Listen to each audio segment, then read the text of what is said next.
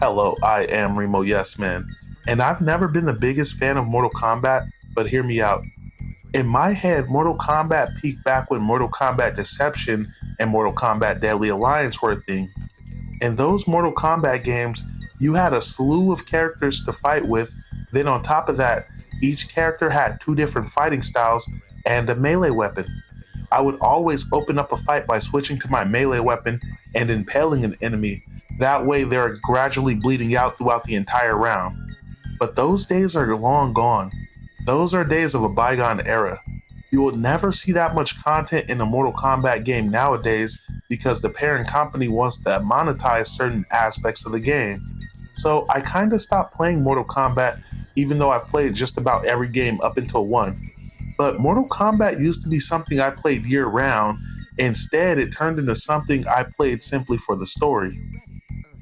Furthermore, I always thought Mortal Kombat was a decent fighting game, but I never thought it was that good. I always thought it was better than Street Fighter, but much worse than Dead or Alive or Soul Calibur. Now, by some crazy ass twist of fate, Mortal Kombat and Street Fighter for that matter have managed to outlast Soul Calibur in Dead or Alive, which is absolutely crazy. How they managed to do that with such an inferior fighting system is beyond me. Now that brings us to Mortal Kombat 1. Now, I would never buy a Mortal Kombat game at full price, so I ended up picking this one up for $20 in the PlayStation deal section. Now, I kinda expected to hate this game, but as I continued to play through this game, I quickly realized that this is one of the best Mortal Kombat games I've played in a long ass time. Now, disclaimer, that is, it's the best until you get up into the end, because once you get past Melina's chapter, this thing completely goes off the rails and falls off a cliff. And it doesn't destroy the whole game, but it definitely knocks it down a few notches. Now, one thing this game does that I really fucking like is this game isn't in a race to kill off every fucking character. In the previous Mortal Kombat games, oftentimes, even in the beginning of the game, it would start with a cutscene of everybody's body just strewn out all over the place, violently mutilated. And after you've seen it so many times in every Mortal Kombat game, it kind of just felt like they were doing it for shock value. But instead of killing off everybody, this game mostly only kills the side character, and it killed one of my favorite characters by the end of the game, which really kind of pissed me off. But the game ended up doing some multiverses bullshit, so even that ended up not really mattering in the grand scheme of things. Anyway, our story starts off with Shang Tsung selling some snake oil bullshit, as in this timeline he's a harmless snake oil salesman. But one thing about Shang Tsung is, in any timeline he exists, you know he's gonna fuck some shit up eventually, just give it time.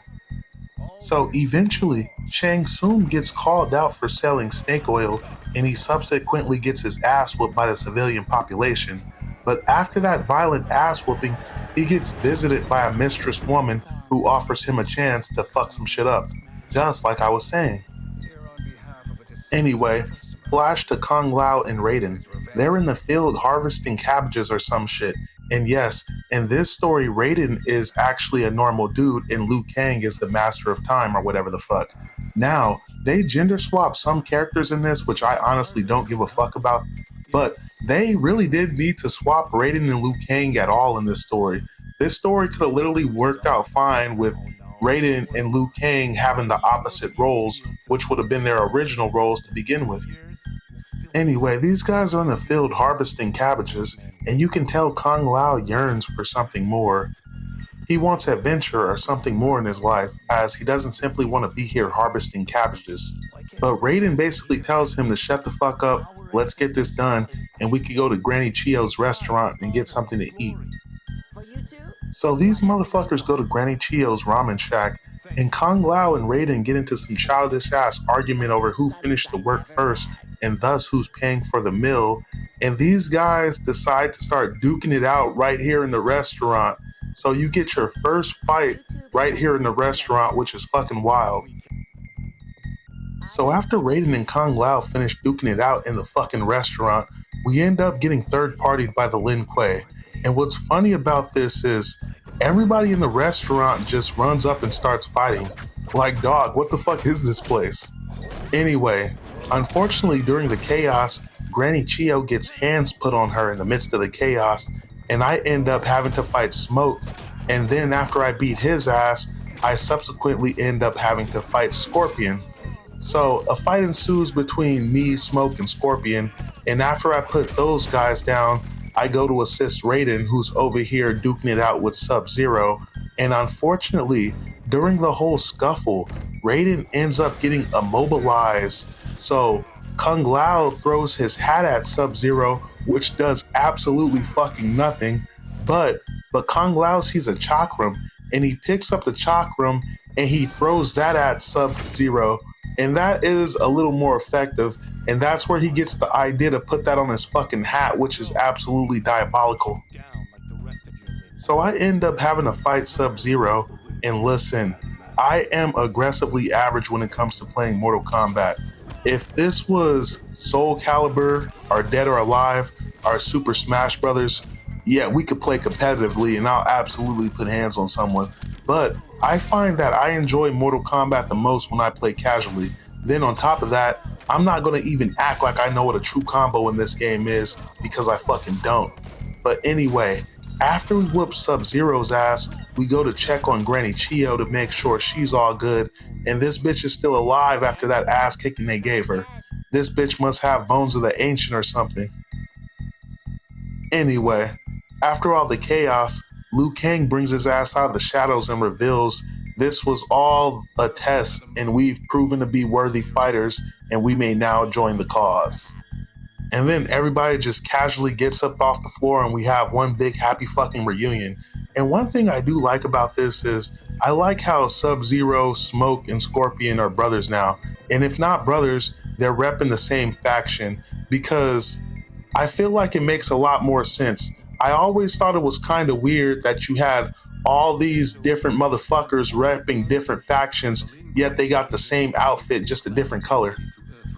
The next chapter follows Johnny Cage as it starts us off in the woods searching for this artifact on some Indiana Jones type shit.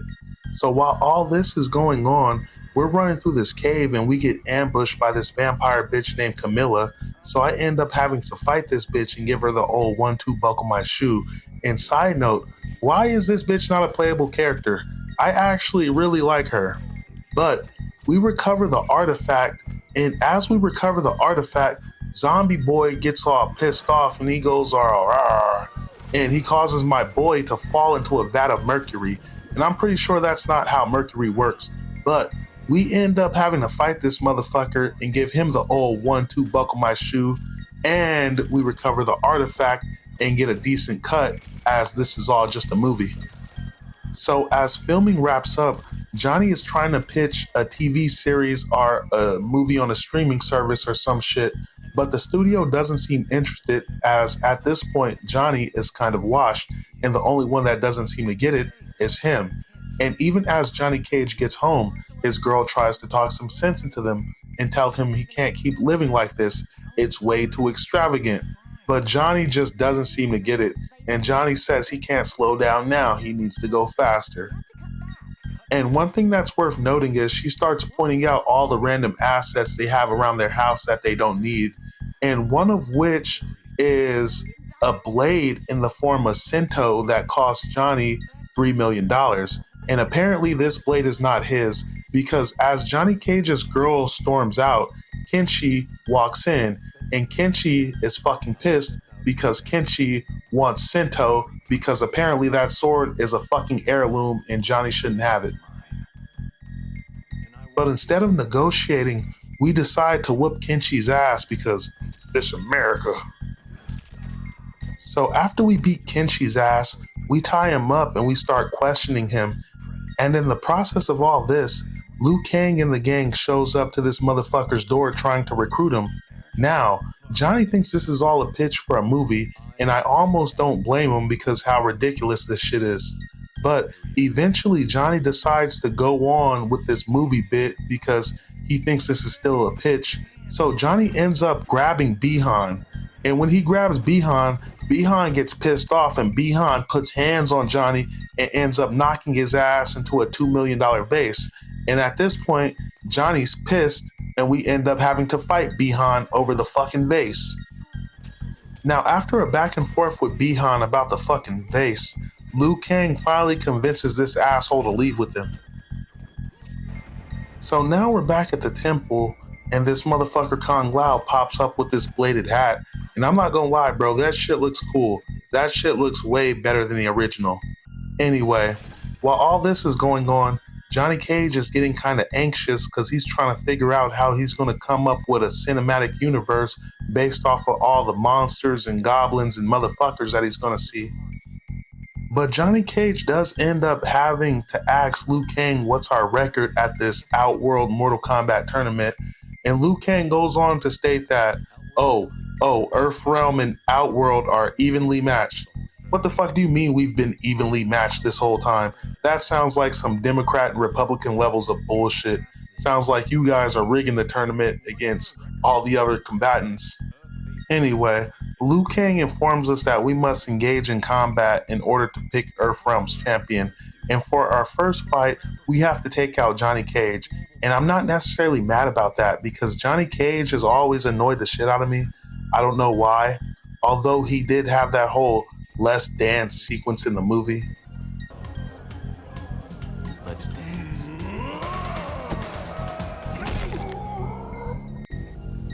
Let's dance. Anyway, I end up having to use Raiden, and the problem with Raiden is he just feels like absolute ass to use. And to be honest, I know it's just a skill issue, but Raiden just feels so stiff. Like, once again, I'm a casual player, and there are those characters that you pick up and you immediately start whooping ass with them, and you immediately vibe with those movesets. Characters like Li Mei, characters like Sindel, characters like Sub-Zero. When I was playing those characters, I immediately started whooping ass, and I ended up having a really good time with those characters. Whereas when I'm using Raiden, Raiden just feels stiff as a fucking board. Anyway, after dispatching Johnny Cage, Ken Shi, and Kung Lao, Raiden earns the title of Earthrealm's champion.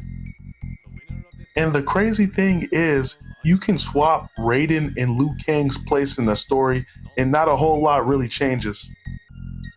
But Liu Kang does give Raiden this talisman that grants him thunder powers, so our boy gets his lightning back, and hopefully that'll expand his moveset. Now we arrive in Outworld as we need to go to Queen Sindel's palace to proceed with the tournament, and let me just say that this place is fucking beautiful. This is easily the best rendition of Outworld I've ever seen. I fucking love this place. In all the old Mortal Kombat games, Outworld was kind of a piece of shit, so this is actually really nice. Anyway, as we're making our way through the city, we're stopped because Li Mei is escorting some prisoners who may have been afflicted by the Tarkat disease. Now, when they first said afflicted by Tarkat, I didn't know what the fuck they were talking about, but it's gonna piss me off immensely later. Anyway, as we make our way to Queen Sindel's castle, Queen Sindel makes her arrival, and god damn, what the fuck? Queen Sindel is the best looking character in this whole game. Look at those toes. Oh my god. I can't say enough good things about Queen Sindel. Easily the best character model in the game. And they're lucky, bro, because if this was real, I would easily bend the knee to the queen. But unfortunately, I can't do that because the game doesn't allow me to. So, for our first fight, we have to fight one of the queen's champions, which happens to be Li Mei. And let me just say, Li Mei is absolutely nasty. This is the first fight I felt kind of nervous, and I'm playing this shit on normal mode too. Fighting Li Mei is like a purple light show going off in your ass. Like, the amount of times this girl had me on my ass, just unable to execute my character's moves, was astounding. And I just know Li Mei is a menace online. Anyway, after we beat Li Mei's ass, we have to fight General Shao's champion, which is this dude named Reiko. And honestly, I don't know who the fuck Reiko is or who the fuck Reiko is supposed to be or what game he's from. This dude is just the most generic, unmemorable dude I've ever seen. So I whoop Reiko's ass, and after that, we actually get a small break. So at the dinner table, we learn that Kitana is 10,000 years old. And goddamn, that means Mommy Sindel must be like at least 25 to 30,000 years old. But during the course of the whole dinner party, Melina isn't feeling well, so she has to be escorted away. And as this is going on, General Shao is salty about how this all turned out, so he has a little outburst. So Sindel has to pull his ass away and give his ass a little talking to. Then on top of that, she has to scold her two daughters for being dumb as fuck because apparently Melina is infected with Tarkat. And Melina didn't think anything would happen if she went out late night, but then Mommy Sindel hits her with the "That's your problem, Melina. You don't think" tagline. And I wouldn't be mad if she slapped this bitch too, just to show her, hey, I'm top bitch. Anyway, since Melina is sick, our next fight ends up being Kitana, and Liu Kang states that we are not prepared for this, but at the end of the day, one daughter ends up being as good as another, and so we end up going through with it. And so after we beat Kitana's ass, Earthrealm basically wins the tournament. Anyway, Liu Kang's boy Garrus gives him some intel stating that there may be something fishy going on in Outworld, and Liu Kang wants to investigate, but instead of informing Queen Sindel, he chooses to send us into Outworld without her knowledge. And I'm sure that's not going to backfire later.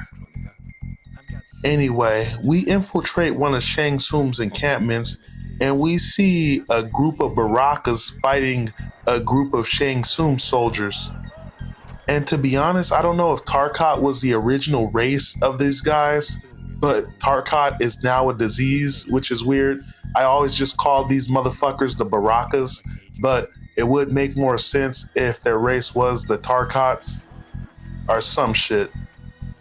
Anyway, so apparently Shang Tsung's using this camp full of Tarkatan motherfuckers to conduct experiments, and one of the things he's doing is he's using these motherfuckers that are afflicted by Tarkat to extract a serum from.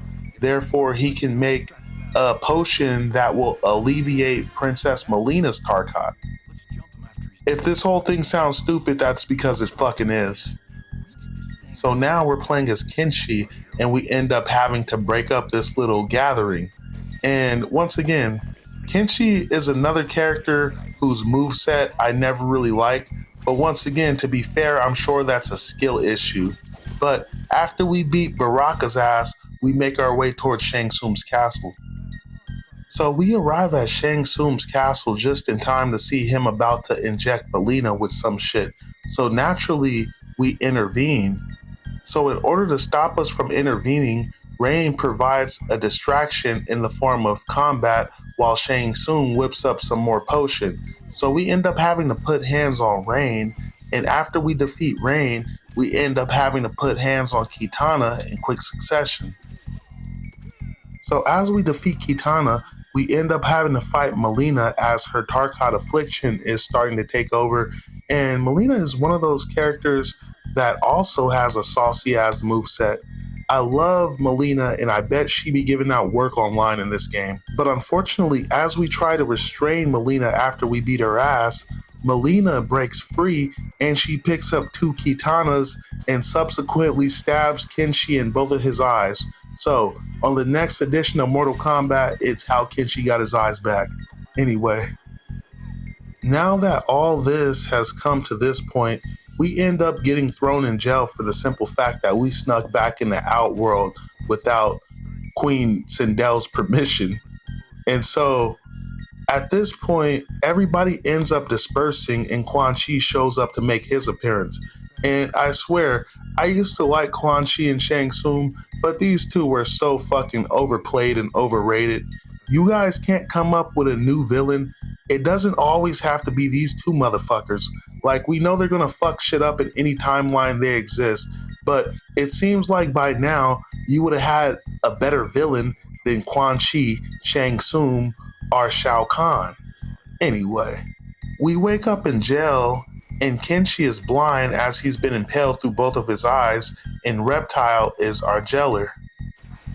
Now, Reptile refuses to help us escape because he states that Shang Tsung has his family. But Reptile is happy to open up the cage door so we can get ripped apart by a bunch of these Tarkatan motherfuckers. So Reptile unleashes like 10 Barakas on us. So a big ass fight montage ensues, and our Baraka is apparently stronger than these Barakas, so he can take on multiple Barakas at the same time. And at this point, we're just on some Baraka type shit. But after we take out all these Barakas, then we have to fight Reptile. And one thing that kind of annoyed me is I realize I really don't like that final blow mechanic because it kind of just seems like a crutch I use whenever I'm getting my ass whooped. It kind of just makes me feel like I'm bad at the game. Anyway, after we beat Reptile's ass, he finally agrees to help us, but as we close in on Shang Tsung, these assholes let Shang Tsung get away.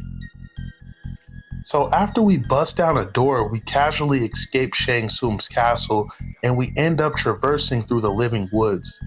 Now, when Reptile and Baraka, they hear something in the distance, they decide to charge it, and unfortunately, they run into Ashira. Now, I'm not sure why I'm still playing as Baraka right here, but at this point, a fight ensues between Ashira and Barak, and Ashira's a beast, but I managed to get through it with not too much difficulty. So, after the fight, we all come together and we have a heart-to-heart, and Ashira gives us a little bit of exposition on how she's some kind of badass assassin warrior cleansing the darkness with her blade of light type shit. So Ashira's cool and she actually ends up joining our party to assist us. And with the help of Ashira, she uses her blade of light to lead us to Quan Chi's soul stealing machine. Hey, let me just say, Quan Chi always has the same shtick in every game. It's always build a big ass machine in order to steal everybody's soul. I swear, Quan Chi and Shang Tsung are always on the same shit. These two literally go together like dick and butt. Anyway, Natara gives Quan Chi an offering for his soul-stealing machine, and let me just say, Natara looks awful right here. How you guys gonna do Natara like that? Especially compared to the old Natara. Like, this is just awful. And then on top of that, I don't know who the fuck is voicing her, but it sounds like her voice actor is from a totally different game. And so now it's time to play as Ashira. And Ashira is another character which I didn't really like her moveset. She felt somewhat stiff to me. But once again, I'm sure it's just a skill issue. And to be fair, I tried out Natara too, and I didn't like Natara's moveset in this either.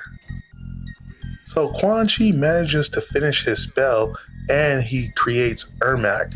And Ermac is another character I never really liked, but watching him put hands on everyone was actually kind of funny. Like, Ermac has never been that guy. Stop it.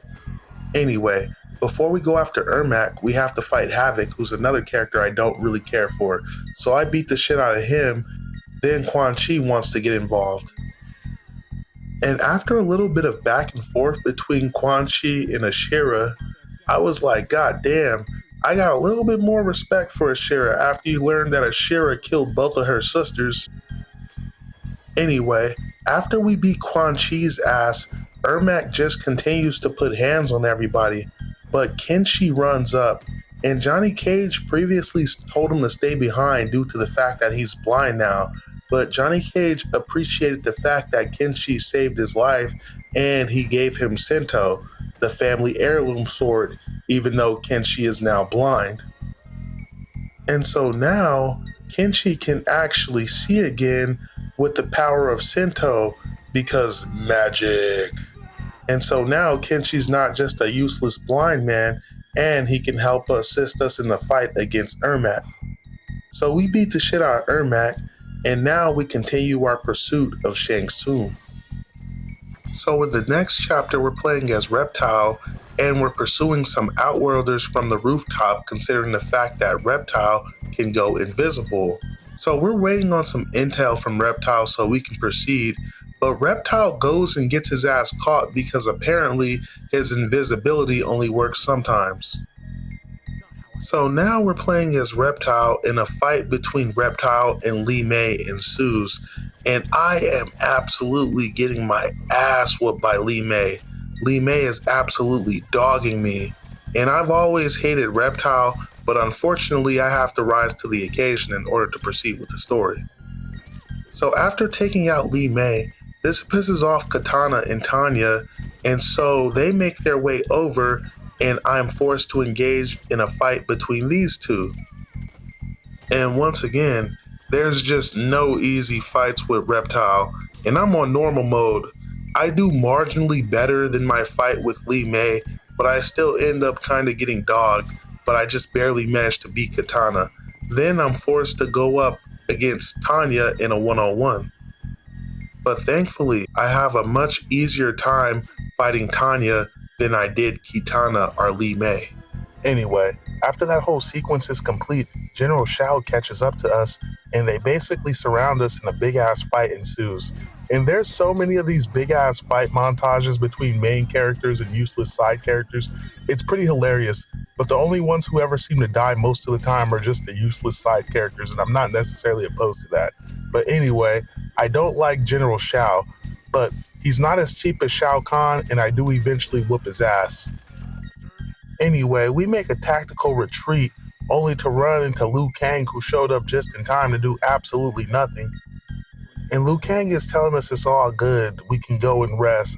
But as soon as Ashira brings up Quan Chi, Liu Kang is like, oh, wait, tell me everything. And then he starts going on and on about how this shouldn't be possible because he recreated the timeline, but apparently Liu Kang is just as much of a fuck up as Raiden is when it comes to managing this timeline bullshit. Anyway, moving on.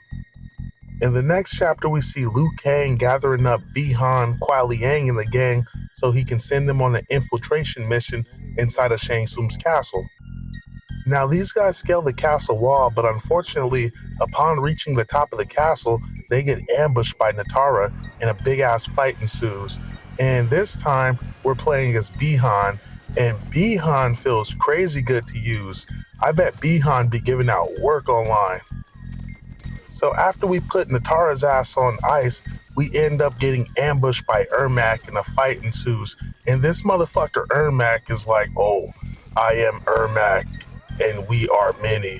And it's like, bro, shut the fuck up. You are not Legion, so stop it.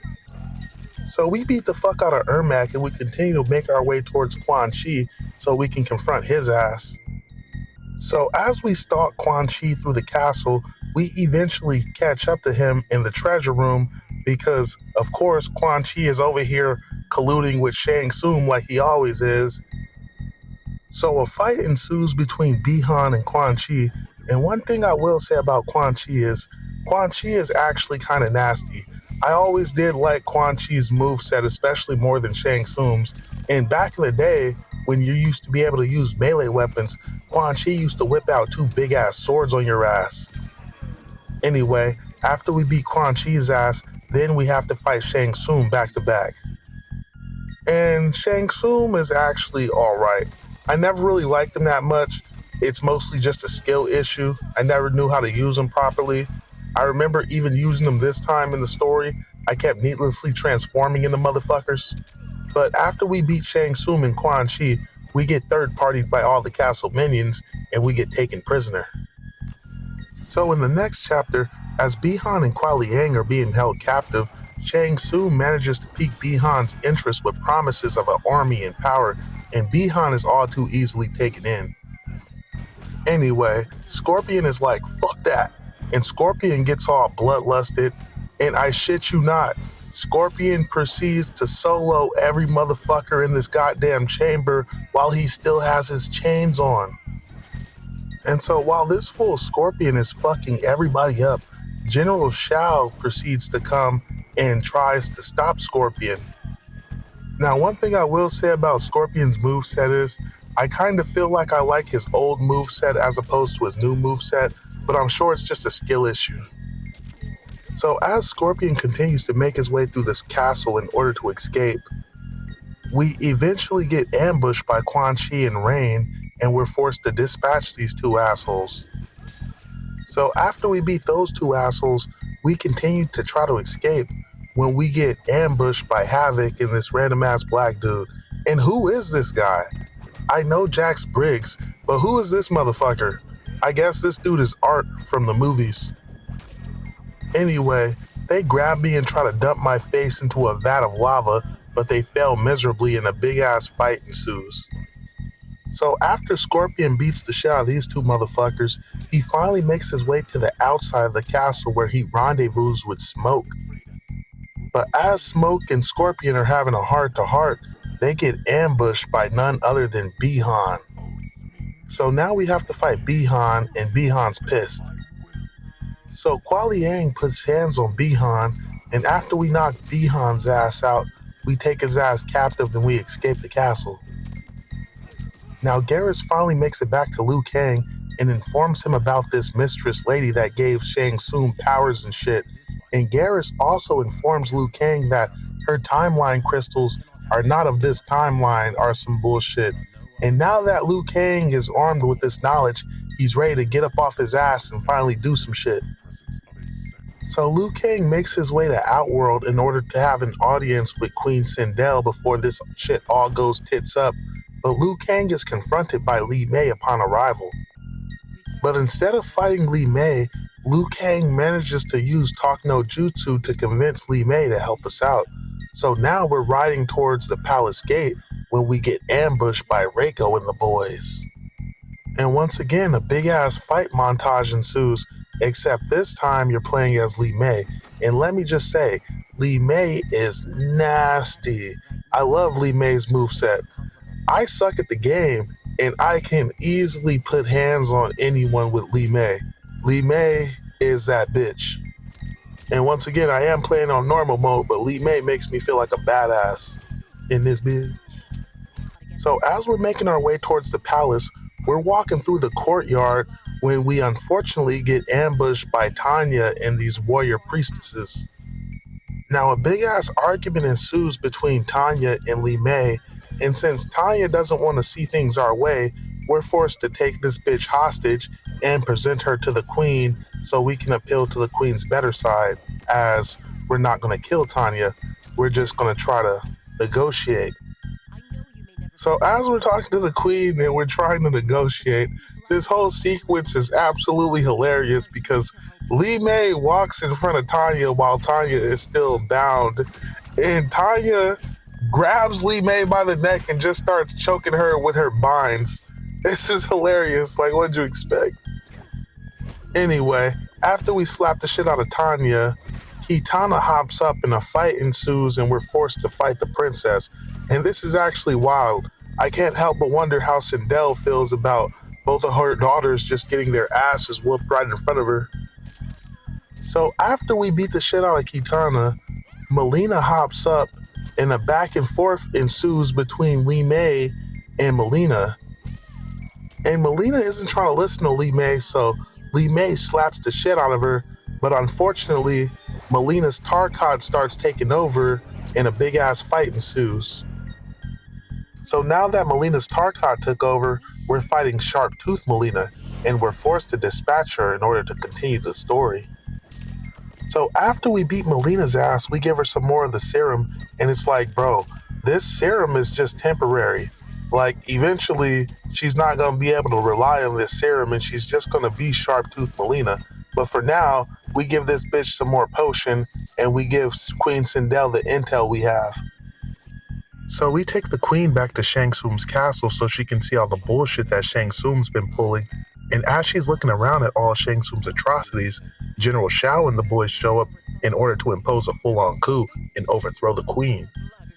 And General Shao also has this talisman that he uses to absorb some of our crew, so a fight ensues. So while this is all going down in the midst of all the chaos, the queen decides to just start putting hands on people, beginning with that bitch Natara that just scratched her in the face. And after she beats the shit out of Natara, we proceed to try to escape the castle. And I swear, let me just say, this dude Liu Kang is just kind of useless. For a timekeeper, this dude's just extremely unremarkable. So as we proceed to try to escape, we next run into Reiko, and the queen's forced to put hands on his bitch ass, and it's all too easy, as Queen Sindel is another character with a nice ass moveset. And then on top of that, Queen Sindel just happens to be one of the best looking characters in the fucking game. But after we beat the shit out of Reiko, then it's time to take out Rain's bitch ass because Rain's a dog shit traitor, so we're forced to put hands on his bitch ass. After that, General Shao steps up just to get his bitch ass smacked the fuck down. And after we whoop General Shao, Liu Kang manages to recover the talisman and let everyone out. So in the next chapter, as we proceed to make our way towards Shang Tsung and Quan Chi's location, you can see that Shang Tsung and Quan Chi have finally completed their little soul-stealing machine. And Liu Kang and the gang finally make their way there to intervene, but before that, they decide to split up in order to divide and conquer. Now, while Liu Kang and the gang are going after Shang Tsung, Mileena and Tanya are going to shut down the soul-stealing machine, but unfortunately, as they proceed, they get ambushed by Ermac, and Mileena is another character with a pretty dope moveset. I thoroughly enjoyed using her as we proceed to beat the shit out of Ermac. And as we beat the shit out of Ermac, we whoop his ass so bad that he snaps out of the trance he's in, and it just so happens that one of the souls inside him just happens to be Mileena's father. So we return to Queen Sindel with this bitch boy Ermac, and Ermac is like, "I am yours to command." And it's like, no shit, Sherlock, we're all hers to command. Anyway, while Liu Kang and the gang are closing in on Shang Tsung, these clowns are all sneaking up, and Mileena goes in to distract Shang Tsung while everybody gets into position, and one big ass fight montage ensues. And so at this point, Mileena and Tanya are forced to fight Quan Chi and Shang Tsung, and I swear, these dudes get their ass beat in just about every timeline they exist in, even the timelines where they cheat. Anyway, as we beat the shit out of Shang Tsung makes a move for the crown, but unfortunately, the crown is taken by Titan Shang Tsung, who is actually the mistress lady who's been pulling the strings from the background this whole time. Dun dun dun. So let me get this straight. You couldn't even have a true third villain, cause even the mistress lady is fucking Shang Tsung. Like, that's so ridiculous. Anyway, another big ass fight montage ensues, and in the middle of the entire battle, Mileena gets hit with fucking lightning and her Tarkat disease manifests once again. So now, using Mileena, we have to fight Titan Shang Tsung and Titan Sindel, and this is where the whole fucking story just takes a nosedive off a fucking cliff. Anyway, after we beat the fuck out of those two, it would appear that everyone got their ass whooped and the only one left standing is Sindel. So then a fight ensues between Sindel and Dark Sindel, and although they are evenly matched at the beginning, eventually Dark Sindel does get the better of Sindel and she manages to impale Sindel with a sword. Now this really pissed me off because this whole story, you haven't really killed any main characters that anyone gave a fuck about. You've just been killing off the useless side characters, which I wasn't necessarily opposed to, but now you want to start killing people, starting with my favorite character? Get the fuck out of here. Furthermore, then on top of all that, now in the last 30 minutes of the game, you want to start doing all this multiverses bullshit, so even Sindel's death ends up falling flat. Anyway, a fight ensues between Mileena and Dark Mommy Sindel, and so we're forced to take out Dark Mommy while actual Mommy is laying on the floor bleeding out. And it sucks that we had to take out Dark Mommy because even Dark Mommy's still kind of a baddie. So after we have to watch Queen Mommy Sindel die in Ermac's arms, I'm not gonna lie, I kind of checked out of the story from here.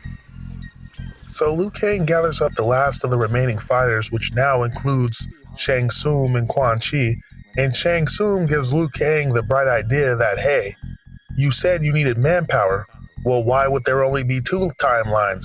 Shouldn't there be more? And so I think you know where this is going. So as you go to confront Titan Shang Tsung, you're actually playing as regular Shang Tsung, and your first opponent is Kenshi, but not regular Kenshi.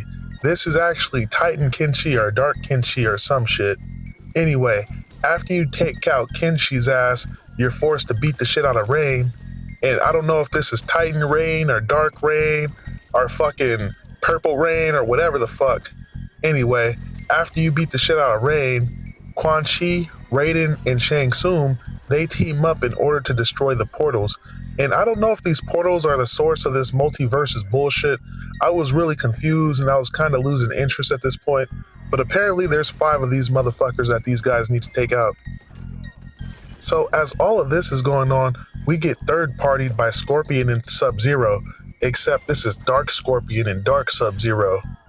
Anyway, after you beat the shit out of those 2, you see Raiden over there struggling with Dark Shao, and so we go over to give him some assistance, and a fight ensues between Shao Kahn and Shang Tsung. So after we beat the shit out of Shao Kahn, Shang Tsung and Quan Chi absorbs his soul, and all the portals begin to shut down. And to be honest, I wouldn't trust these 2 worth a damn. This is all kind of their fault after all, but here we are. So in the next chapter, we see Liu Kang as he goes to meet with Titan Kitana in order to recruit her to his side.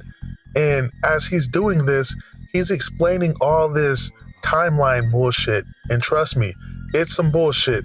It's your typical, oh, there's a bunch of different timelines with slight variations type shit.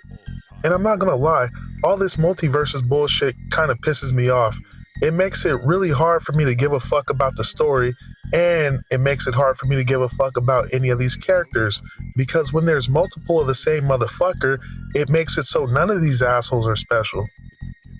Anyway, Liu Kang and the gang go to confront Titan Shang Tsung, and once again a big ass fight montage ensues, except this time you're playing as Liu Kang. And one thing I will say is, Liu Kang does have a pretty dope moveset. They did do my boy right. So while all of this is going on, some of the side characters start shooting beams at this big ass hourglass, and I thought maybe it's because this big ass hourglass was the source of all this infinite timeline bullshit, but apparently I guess they're shooting beams at this hourglass in order to maintain the structural integrity of this timeline. And it is at this point Liu Kang is confronted by Dark Liu Kang. So now it's Liu Kang versus Liu Kang. And after we beat the shit out of Liu Kang, you see Garrus start shooting a beam at the hourglass in order to counter whatever the fuck Titan Shang Tsung is doing. And all while that's going on, Liu Kang again gets ambushed, but this time he gets ambushed by Dark Katana and Dark Melina.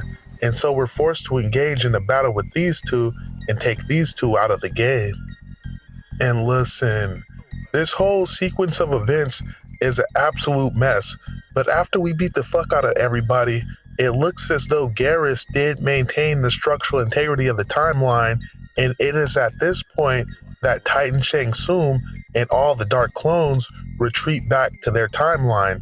And honestly, they could have ended this shit right here, because the last 30 minutes is the most bullshit, most complete, unnecessary shit I've ever seen in a Mortal Kombat game. Now, here comes the Armageddon timeline. And this is the most unnecessary bullshit they have in this game.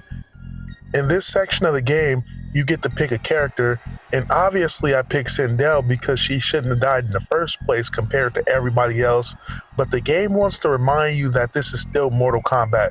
So this is the most unnecessary fight montage with tons of blood, guts, and characters getting dismembered in the whole shit.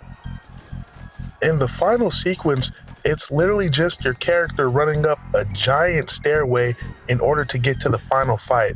And all while you're doing this, you're getting ambushed by a bunch of random ass weirdo characters that are supposed to be from alternate timelines, but it just comes across as a bunch of extra assets they created but never used and decided to cram into the last 30 minutes of the game, and it feels really forced and it feels ridiculous. When you finally do make it all the way up the stairway, you get to rescue Liu Kang, and you get to undergo the most underwhelming fight against Shang Tsung and Quan Chi, because of course these guys are the final bosses. And to be honest, I'm just glad we're at the end of this fucking game. But Liu Kang does some timeline magic shit, and unfortunately, that makes this timeline completely unstable. And so Liu Kang cast a last minute spell in order to get us back to our proper timeline. So the story wraps up with Johnny Cage, Liu Kang, and the gang back at Granny Chio's ramen shop. Johnny Cage is happy because now that the threat has been vanquished, he gets to return and shoot a new movie with him in the director's seat. Liu Kang is happy because the threat has been vanquished and thus he's not a total failure as Time Master. And Kung Lao and Raiden are happy because now that the threat has been vanquished, they get to return to the Wu Shi and plan for the arrival of the new students. Overall, the story was kind of mid. I would give this story a 6 out of 10. But the crazy thing is, if you cut out the last 2 chapters, I'd probably give it a 7 out of 10. Anyway, guys, thank you for watching. This is Remo Yes Man signing out. Peace.